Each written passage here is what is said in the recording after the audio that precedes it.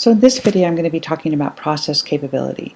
And this is the ability of the process to meet the required specifications. So a process has natural variability and assigned cause variability, and the process is just functioning.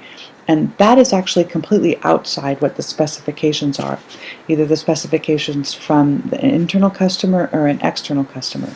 But in this process capability calculation, we try to express the two together in some of the process capability ratios. So often, one of the ways we do this, there's three ways that the book talks about. One is histograms and probability plots. And we've done a little bit of this when we looked at the control chart. The other is control charts in general. And then the third is design of experiments. And this is gauge and measurement experiments. And we're going to be talking about that a little bit later in the quarter. But when we talk about process capabilities, what we're talking about is that the particular function that's going on, the thing you're measuring, has some sort of natural variation. And we want to know how much of that natural variation is acceptable to the customer, or if the natural variation that's occurring is going to be within what the customer requires. And so in this process, we look at this, we express this non-conforming portion of our output as either a ratio or a percentage. So the first ratio that's calculated is this process capability ratio. And we did this before in an earlier video where we took the ratio of what the customer wants to what the process is. So on the denominator, we have this 6 sigma, which is the process capability. The sigma has to do with the variation in the process. This is looking at how much, if we go 6 sigma, which is plus or minus 3 standard deviations, if we vary 6 sigma, how is that in relationship, and this is from the normal curve, how is that in relationship with what the customer requires? So the upper specification limit versus the lower specification limit, that's like the spread or the tolerance of what is required in the process, the specifications. And we take the ratio of this.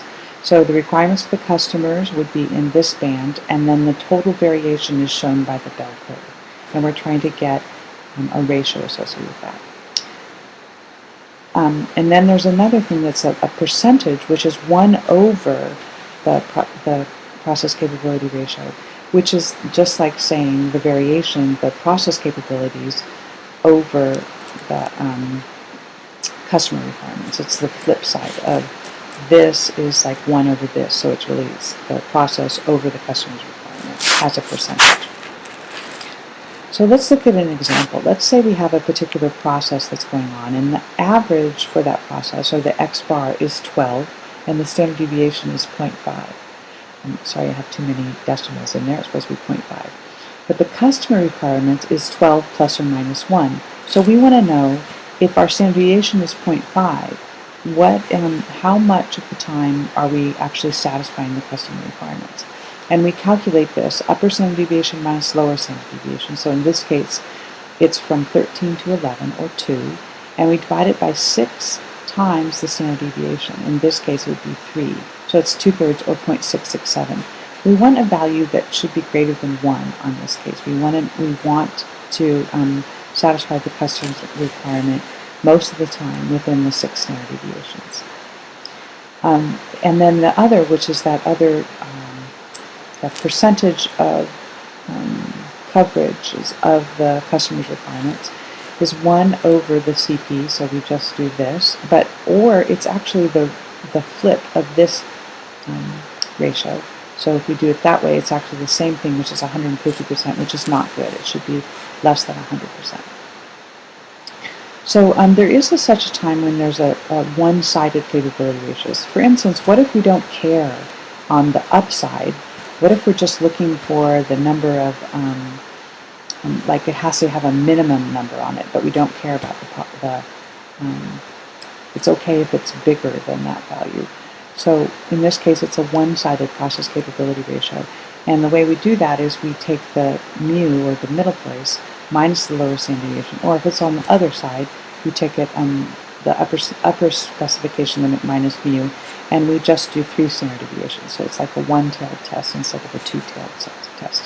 they also should also be greater than 1. Process capability can be insufficiently accurate, so that's what we've been looking at, that the variation in the process is too much for the customer specification. Or it can be uncentered, or it could be both. So I'm going to show you what I mean by that. In this case, we have a variation where the requirements are 3 plus or minus 2, and our average is at 3, and our standard deviation is 1. So we have some sort of variation, and we want to know, is this appropriate for the customer's requirements? And that's a variation compared to the customer requirements. The other thing we can do is it could be that actually it's uncentered, meaning our process variation is that the average is at 3, but the requirements for the customer, the average is at 4. So we're off center on that, on those requirements, and that's a different calculation. In this case, what we do is we do both a one-sided for the lower limit and one-sided for the upper limit, and then we take the minimum of that. In this case, if this is CPK, if that's equal to the process carry when it's centered, then they're equal values. But if it's less than CP, this should say CP right here. Then the process is off-centered, and that's a way for us to tell whether the process is off-centered.